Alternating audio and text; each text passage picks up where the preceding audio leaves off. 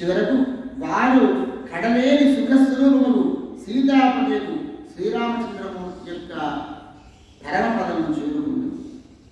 ఓ పార్వతి, కుంభకర్ణుడు తెలిపినటువంటి మాటలు విని ఆ రాముడు కనుబొమ్మలు ముడిపడగా ముఖము భయంకరము కాగా ఆ దశముఖుడు సింహాసనంపై నుండి ఎగియచున్నాడో బండి లేచి ఈ మాటలు చెప్తూ ఉన్నాడు. అంటే సింహాసనం నుంచి క్రోధంతో లేచి ఎర్ర చేసి కుంభకర్ణ దేవుడు, ఓరి బుద్ధిమంతుడా, జ్ఞానబోధ చేసి నన్ను ఉద్ధరించమని నేను పిలవలేదు. నీ మనస్సుకు నచ్చినచో నేను చేసిన పనిని సరిగ్గా గ్రహించి యుద్ధము చేయము. సరిగ్గా గ్రహించము, నేను ఎందుకు చేస్తున్నానో యుద్ధము నువ్వు సరిగ్గా గ్రహించి యుద్ధము చేయము. అలా కాదంచో వెంటనే ఇక్కడి నుండి వెళ్ళిపో. నిద్ర నిన్ను బాధిస్తున్నట్టున్నది, హాయిగా పోయి గాఢంగా నిద్రకు అని రావణుడి మాటలు విన్నటువంటి మహాబలశాలి అయినటువంటి కుంభకర్ణుడు ఆ మాటలకు నా మాటలు ఇద్దరు కోపగించుకున్నాను అని తెలుసుకొని కుంభకర్ణుడు తెలుసుకొని శీఘ్రంగా యుద్ధంలో బయలుదేరాడు. మళ్ళీ వీడి చేతిలో చర్చలో రావణ చేతిలో రావడం చాలా మంచిది అనుకున్నాడు. మహాబలంతో సమానమైనటువంటి ఆకారం కలిగిన వాడు అతడు. ఏ ద్వారం నుండి వెలికి వచ్చేందుకు కష్టం, అంటే ద్వారం వచ్చేటువంటి వాడు కాదు. ప్రాకారాన్ని కూడా లంఘించి, అంటే ప్రాకారాన్ని కూడా లంఘించి దాటి ఆ ప్రాకారం కూలగొట్టి వాడు బయటకు రావాలి. అంతే ద్వారంలో నుంచి వచ్చేటువంటి వాడు కాదు. నగరం అంటే వెంటనే బయలుదేరినాట. సముద్రం కూడా మారుమోగినట్లుగా వానర సైన్యము కలిగినటువంటి గుండు, వానర సైన్యం గల గుండు పడినట్లుగా బిగ్గరగా, అంటే వానర సైన్యం గుండు పడినట్టుగా, ఆ సైన్యం పైన గుండు పడినంతగా హుంకారం, గొప్పగా హుంకారం చేసినాట. అతడు రోషముతో వానరులను రెండు చేతులతో పట్టి తన నోటిలోకి వేసుకుంటూ అమాయంతం తిరిగి వేస్తున్నాడు. అప్పుడు రెక్కలు గల పర్వతం వంటి వాడు కుంభకర్ణుని చూసి అందరూ వానరులు యముని చూసి వారి ప్రాణుల వలె కాలికి బుద్ధి చెప్పినారట. అంటే కాళ్ళ పైన పడుతున్నారు వారందరూ కూడా. మహాబలుడు కుంభకర్ణుడు ఇనుప గుదియను ధరించి రణరంగంలో వానర సేనలో ఇష్టం వచ్చినట్టుగా తిరుగుతూ ఉన్నాడు. గగ్గోలు పరుచుతూ వానరుడు అధేక్షగా భక్షించుతూ ఇనుప గుదియ చేత, చేతుల చేత, పాదముల చేత అనేక రకములుగా నలిపివేస్తున్నాడు. పాదములు పట్టుకుంటే ఆ పాదములన్నీ అతన్ని నలిపివేస్తున్నాడు. అది చూసిన గదాపాణి అయినటువంటి విభీషణుడు బుద్ధిమంతుడు కదా, అతను బలం తెలిసినటువంటి వాడు కావున తన అన్నయ్య చరణములకు ప్రణామం నుండి, అన్నా నేను విభీషణుడును, నీ తమ్ముడు నా ఎందు దయచూపు, గొప్ప బుద్ధి గలవాడా, అన్నయ్యకు రావణుడు నా చేత చాలా బోధింపబడినాడు. సీతను రాముడికి అప్పగించుము, రాముడు సాక్షాత్ జనార్దనుడు అని ఎందుకు చెప్పినను అతను వినలేదు. సరికదా పాపాత్మతో నిండిన సభలోనే ఖడ్గమునెత్తి నన్ను చంపమూడి ఇలా పలికినాడు. చీచి, నా ఏట నుండి వెళ్ళిపోము అనే పాదములతో నన్ను తమ్మినాడు. అందువలన ఆ నలుగురు మంత్రులతో వచ్చి రాముని శరణు తెచ్చుకుని అది విని కుంభకర్ణుడును తన సోదరుడు వచ్చాడని తెలిసి ఆలింగనం చేసుకుని ఇలా అన్నాడు, నాయన, మన వంశమును రక్షించుటకు నిలుపుటకు యుద్ధం ముగిసిన తర్వాత చావగా మిగిలిన రాక్షసుల హితము కొరకు నీవు శ్రీరామ పదాశ్రయం పొంది జీవించువు తండ్రి, నువ్వు అక్కడే ఉండు. దగ్గర మేమంతా చచ్చిపోయిన తర్వాత మన యొక్క కులాన్ని నీవేనా మళ్ళీ కాపాడుతాం తండ్రి. నువ్వు రాముని యొక్క పాదను ఆశ్రయించడమే ఉచితం. నీవు భాగవతోత్తముడవు. మునుపు నారదుడు చెప్పగా నేను విన్నాను. విభీషణుడు కూడా చాలా భాగవతోత్తముడున్నాయి, నారదుడు నాకు చెప్పగా నేను విని ఉన్నాను. నాయన, ఇప్పుడే ఇక్కడ నుండి తొలగిపోము. మదము కప్పిన కన్నులు కలిగి ఉన్న నాకు ఇప్పుడు నా వాడెవడో పొరవాడెవడో ఏమాత్రం నాకు తెలియకున్నాడు, కానరాకున్నాను అని కుంభకర్ణుడు చెప్పగా విని విభీషణుడు కన్నులో నీరు పెట్టుకుని నిండగా అన్నయ్య కుంభకర్ణుని పాదం నమస్కరించి వెంటనే రాముని దగ్గరికి వచ్చి చేరి చింతాక్రాంతుడు నిలబడినాడు. అక్కడ కుంభకర్ణుడు చేతులతో నలివేయించు, కాళ్ళతో వానలతో తొక్కి వేయచు మదము మదించిన గజరాజు వలె యథేచ్ఛగా బాలల సేవలను కలవరపెట్టుచూ తిరుగుతూ ఉన్నాడు. అతన్ని చూసి రాఘవుడు ముఖ్యులు క్రోధమును పొంది వాయువ్యాస్త్ర ప్రభావం గరిమను దృష్టిలో ఉంచుకుని దాని కుంభకర్ణుడిపై ప్రయోగించినాడు. వాయువ్యాస్త్రాన్ని ముద్గరం పట్టుకుని ఉన్న కుంభకర్ణుని కుడి చేయి ఆ బాణం చేత నరకింపబడినది. అతడు బిగ్గరగా భయంకరంగా అరిచినాడు. అతని చేయి భూమిపై పడుచు అనేక బాణలను అణచివేస్తున్నాడు. కుంభకర్ణుని చేయి భూమి మీద పడితే చాలు కొన్ని వేల మంది బాణలు చనిపోయినారు. ఆ చేతి కింద పడి చుట్టుప్రక్కల ఉన్న వారందరూ కూడా వాడు ఘటోద్గజుడు అని అసలు ఈ సందర్భంలో ఇంకో మాట చెప్పాలి. ఘటోద్గజుడు యుద్ధం చేసినప్పుడు వాడి కాళ్ళ కింద ఎందరో అక్షోహిణ సైన్యం మొత్తం పోయింది. వాడు చనిపోతున్న కూడా కొన్ని వేల అక్షోహిణ సైన్యం పోయింది. వాడు చనిపోయిన తర్వాత కృష్ణ భగవానుడు మహా ఆనందంతో గిరిగెత్తేసినాడు. భీముడు అర్జునుడు ఏమిటి కృష్ణ నా కొడుకు చనిపోతే నువ్వు ఆనందంతో ఎగిరిగెత్తేస్తున్నావు అంటే అన్నాట రావణుడు చాలా నయం దగ్గర. ఎందుకంటే రావణుడు ఎంతనో వాడికన్నా 10 రెట్లు ఎక్కువ వీడు ఘటోద్గజుడు అనేవాడు. వీడు లోక కళ్యాణం కొరకు ఉండవలసిన వాడు కాదు, వీడు పోవలసిన వాడే. నా యొక్క కాలచక్రంలో వీడు కూడకే, నా యొక్క ఆలోచనలో వీడు కూడా బలిలో వీడు కూడా ఒక భాగం అని చెప్పి చెప్తున్నాడు కృష్ణుడు. ఆయన కుంభకర్ణుడు కూడా అంతటి బలశాలి అన్నమాట. చుట్టుపక్కల ఉన్నటువంటి వారందరూ భయంతో కంపించుతూ రామ కుంభకర్ణ యుద్ధమును చుట్టూ నిలిచిపోయి ఉన్నారు. ఒక చేయి తెగిన కుంభకర్ణుడు రెండవ చేతితో ఒక చెట్టును పెరిగి వేగముగా యుద్ధమున రాముని చంపడం పరిగెత్తినాడు. రాఘవుడంత చెట్టుతో సహా దానిని ధరించిన ఎడమ చేతిని ఇంద్రాస్త్రముతో నరికివేసినాడు. చేతులు నరకబడిన గర్జనతో నిలిచిన అతన్ని చూచి రాముడు 2 తీక్ష్ణములకు అర్ధచంద్రాకార బాణములను సంధించి 2 పాదములను నరికివేసినాడు. అతని 2 కాళ్ళు తెగిపోయి గొప్ప ధ్వనితో ఎగిరి లంకానగర ద్వారం వద్ద పడిపోయినాడు. 2 పాదములు ఎగిరిపోయి కాళ్ళు చేతులు నరకబడినను అతి భయంకరమైన కుంభకర్ణుడు బలభాగ్య ముఖం వలె తన నోటిని పెద్దగా తెరిచి గర్జించుచూ రాహు కదా చంద్రుడి వైపు కదులుతున్నట్టుగా రాహు చంద్రుడిని వెంగినట్టుగా ఆ రామచంద్రుని మీదకి రాసాగినాడు. అంతటా రాముడు వాడి అయిన మొనలు గల శ్రీముఖము బాణము అంటే మంచి అద్భుతంగా పాదరసము లాంటి అనమాట. ఆ బాణము 2 బాణాలను ప్రయోగించినాడు. శ్రీముఖము బాణం అతని నోటిలో నింపివేసినాడు. బాణముల యొక్క పరంపరను అతని నోటిలో నింపివేసినాడు. బాణంలో కొట్టుకువేసినాడు. బాణముల నోటితో అతడు అతి భయంకరముగా ఇంకా ఆక్రోశించినాడు. అందులో కుంభకర్ణుని వధింపడించి ఇంకా లాభం లేదనుకొని వజ్రాయుధం వంటి సూర్యుని వలె వెలుగులు విరజముచున్న ఉత్తమోత్తమైన ఐంద్రాస్త్రమును రాముడు వదిలినాడు.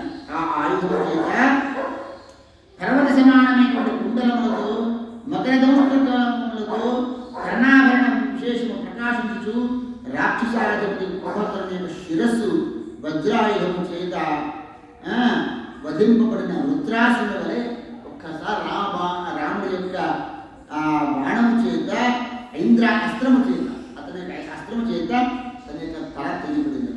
అతని శిరం ఎగిరిపడి లంకా ద్వారమున పడిపోయింది. ఆ విధంగానే ముండము మహాసముద్రంలో పడిపోయింది. అతని శిరస్సు లంకా ద్వారాన్ని మూసివేసింది. కాయము సముద్రంలో ముసళ్లకు ఆహారంగా అయిపోయింది. అంతటా ఋషి సమేతులైన దేవతలు, గంధర్వులు, నాగులు, గరుడులు, సిద్ధులు, యక్షులు, కుక్షకులు, అప్సరలతో కూడి రాఘవునిపై పుష్పవర్షం కురిపించినారు. తర్వాత ఆయన నమస్కరించి స్తోత్రం చేసి ఆ దేవతలు దేవమనీశ్వరుడు నారదుడు ఆకాశం పెట్టిన కాంతితో నా దిక్కులు ప్రకాశింపజేయచు రాముని చూడవిజ్ఞానికి వచ్చినాడు. ఆ నారద మహర్షి కూడా నల్లనివాడు నల్లనివాడు అని ప్రార్థన చేస్తున్నారు దేవతలంతా కూడా. నల్లనివాడు ఉత్తమోత్తమైన దేహము గలవాడు ధనస్సు ధరించిన వాడు కొలుకులు కొంచెం ఎర్ర మారిన విశాలములైన కన్నులు గలవాడు, ఐంద్రాస్త్రము ధరించి శోభిల్లుచున్న కరములు గలవాడు, బాణములచే బాధింపబడిన వానరుల హృదయతో తడిసిన చూడుకులతో చూచుచున్నవాడు, ఐకునట్టి శ్రీరాముని దర్శించిన నారదుడు భక్తితో గద్గద స్వరము కలిగిన మాటలతో స్తోత్రం చేస్తూ ఉన్నాడట. దేవదేవ జగన్నాథ పరమాత్మం సనాతన నారాయణాఖిలాధార విశ్వసాత్మోస్తుతే. దేవదేవ జగన్నాథ పరమాత్మ సనాతన నారాయణ అఖిలాధార విశ్వసాక్షి నమస్కారము.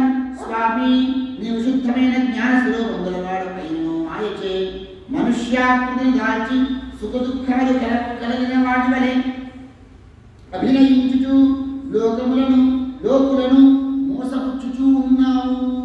నీవు అంతర్యామి రూపుడవుగా అందరి హృదయములలో ఉన్నవాడైనను స్వయం జ్యోతి స్వభావస్థం వ్యక్తం అందరి హృదయంలో ఉన్నటువంటి వాడైనను సహజముగా స్వయం ప్రకాశ స్వభావం గలవాడైనను మాయ చేత ఆవరింపబడినట్టుగా ఆడవై ఉండు. అందుకే అజ్ఞానులకు తెలియబడవు నీవు, అజ్ఞానులకు భక్తిహీనులకు రాముడు తెలియబడడు. నిర్మలమైన చిత్తము గలవారులకు తెలియబడువాడు. నిర్మలమైన చిత్తం ఉంటే తప్ప రాముడు మన హృదయంలో నివసింపడు. వారికే దర్శనమిచ్చువాడవు. రామ, నీవు నీ కన్నులు తెరచుచు ముజ్జగములను స్పృశించదవు. కనులు మూయట వలన సర్వలోకములు లయముందును. ఎవడి ఎన్ని సమస్త జగత్తు వెలుగుచున్నదో, ఎవడి నుండి చేతన అచేతనము ఈ ప్రపంచం ఉద్భవించినదో, ఎవరికన్నా భిన్నముగా కొంచెమేనో ఈ ప్రపంచమున కాడరాదో, అట్టి పరబ్రహ్మము అయిన నీకు వందనము. ఎవరిని ప్రకృతిగా పురుషుడిగా కాలముగా వ్యక్త అవ్యక్త రూపిణిగా మనుష్యేతులు తెలియదురో అట్టి రామా నీకు అభినందనము. నీవు వికారరహితుడవు, విశుద్ధుడవని, జ్ఞానస్వరూపుడవని వేదము చెప్పినది. ఆ వేదమే మరణ సర్వ జగత్తుగా మారు సాకారమూర్తివి నీవే అని విరాట్ స్వరూపుడిగా వర్ణించినది. దేవా, విద్వాంసులు నీ అనుగ్రహం లేనిదే వేద విధులు వైదిక వచనములతో సందర్భపడు విరోధముల విషయమున ఒక నిశ్చయముగా లేరు. నీవు మాయతో లీల చేయుదు, శుద్రలో పరస్పర విరోధము లేదు. అయితే ఒక్కొక్కసారి సూర్యకిరణముల సమూహము భ్రమచేత జలముల కలబడుచున్నట్టు సూర్య పరస్పర విరోధము లేదు. అయితే ఒక్కోసారి సూర్యకిరణాల ప్రభావం వల్ల జలముల వలె అంటే భ్రమచేత ఎంతో సూర్యుడున్నట్టుగా కనిపిస్తూ ఉండును. కావున రామ, అట్టి భ్రాంతి జ్ఞానం వలననే ఈ సకల జగత్తు నీ యందు కల్పించబడుతున్నది. కానీ దేవా, ఈ నిర్గుణ నిరాకార స్వరూపము మనస్సుకు అందరిది. నిర్గుణ నిరాకార స్వరూపము మనస్సుకు అందరిది కనుక దేవా, మనస్సుకు అందరి నీ రూపము ఎట్లు కనిపించని ఎడల భజించుట ఎట్లు? సంసార సాగరం ధరించుటకై లోకమునందు బుద్ధిమంతులు నేర్పరులు నీ అవతార రూపములను భజించదరు.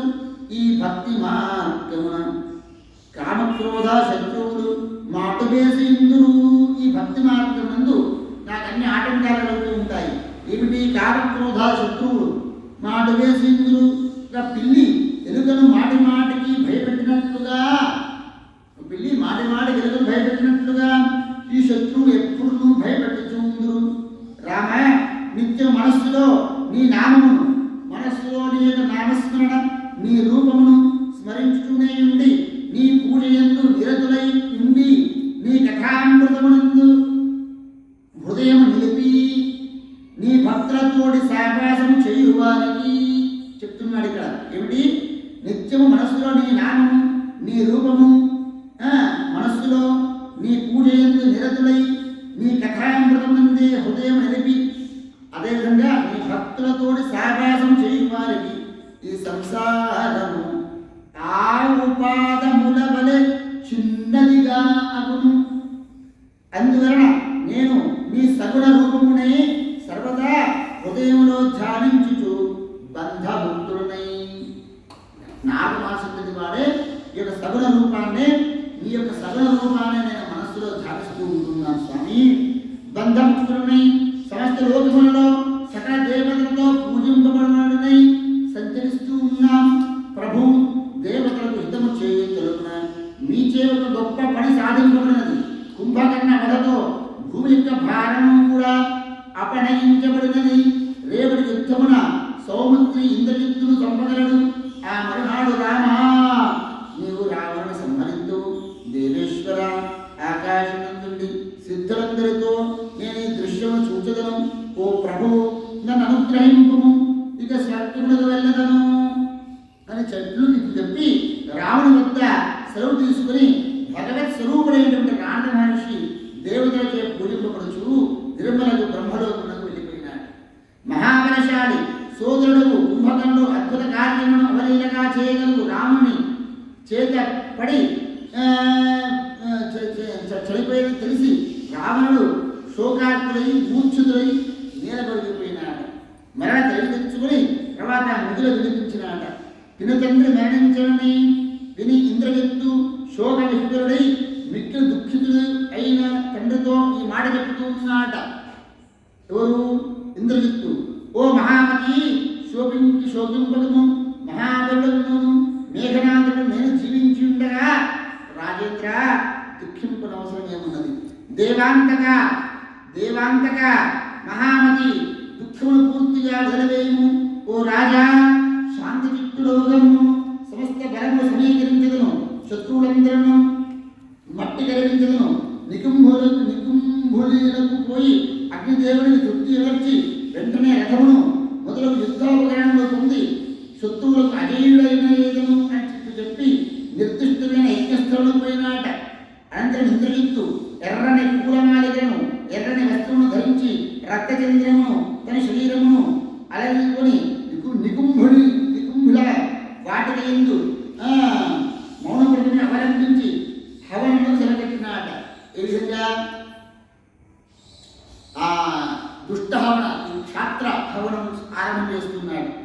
మేఘనాథుని ఈ ప్రయత్నం గురించి విభీషణుడు విని క్షాత్ర హోమాలు అంటే వాడు చంపడానికి ఇప్పుడు మన కొంతమంది చేస్తూ ఉంటారు కదా, ఆ విధంగా ఆ శ్మశానంలో కూర్చొని చేస్తూ ఉన్నాడు. దురాత్మను భీషుడు విని దురాత్మ వాణి హోమారంభ విషయం అంతేను రాముడు తెలిపినాట. రామ, దుష్టబుద్ధి మేఘనాథుడు ఆరంభించిన ఈ హోమము నిర్విఘ్నంగా సమాప్తి అయినచో అతడు సురాసురులకు అజేయుడను. అందువలన శీఘ్రంగా బలశాలైన లక్ష్మణుని చేత ఇంద్రజిత్తును వధింపజేసేదను. ఆజ్ఞాపించము, నా తోడ లక్ష్మణుని పంపుము. నీ తమ్ముడు ఇంద్రజిత్తును చంపియే తీరును, ఇందులో ఎటువంటి సందేహం లేదు అని భీషుడు తెలుపగా రామచంద్రుడు ఇలా అంటున్నాడ. నా శత్రువు ఇంద్రజిత్తును సర్వ రాక్షస సంహారం గావించినట్టు ఆత్మీయాస్త్రముతో వధించుటకు నేనే వచ్చదను అనగా విభీషణుడు ఇలా అన్నాడ. 12 సంవత్సరములు ఎవడైతే నిద్రాహారములు వదిలి నిన్న వాడి చేత తప్ప అందరి చేత వాడి ఇద్దరితో వదిలిపబడు.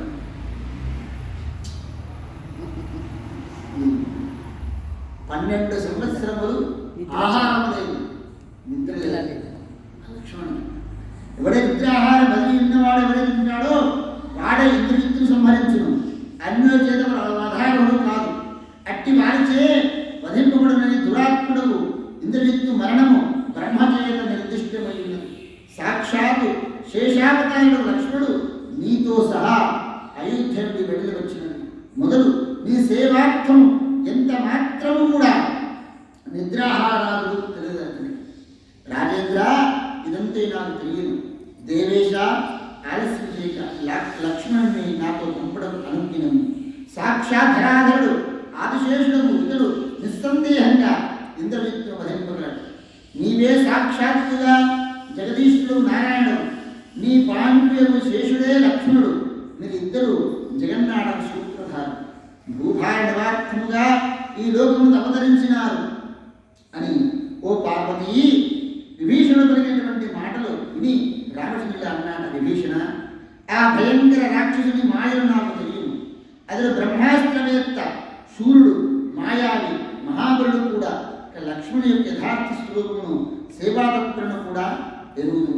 ఇదంతా తెలిసిండు కూడా భావికార్య గరిమను దృష్టి ఎందు ఉంచుకుని వనవాస కాలమున అతని నిద్రాహారాదుల సాగరికని నివారించకుండా తూష్ణీం భావన మౌనంగా ఉంటుంది. రాముడు కూడా మౌనంగా ఉన్నాడు. అంటే అతన్ని పెద్దగా ఇది కాకుండా జాగ్రత్తని నేను నివారించలేదు, అంటే ఎందుకు అలా చేస్తూ అనలేకపోయాడు అని చెప్పి జ్ఞానశ్రేష్ఠుడు రాముడు లక్ష్మణుడు అన్నాడు, లక్ష్మణ నీ విధిరము గొప్ప సైన్యముతో కదలి వెళ్ళి ఇంద్రజిత్తును వధింపుము.